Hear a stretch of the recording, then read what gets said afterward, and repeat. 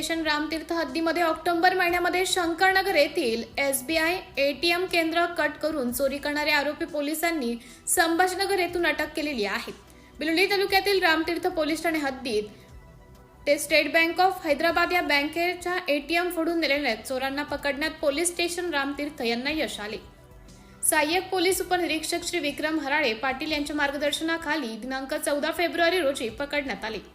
Ramtirth police स्टेशनला गुन्हा registration number 313/2025 अन्वये गुन्हा दाखल केला आहे। सदर आरोपी नावे मोहम्मद कैफ नजमुद्दीन वय 21 वर्ष राहणार उलेता तालुका फिरोजपूर जिल्हा नूह राज्य हरियाणा, तर दुसरा आरोपी आझाद इसरू खान वय 24 वर्ष राहणार झारोकारी तालुका पुन्हाना जिल्हा नूह राज्य हरियाणा।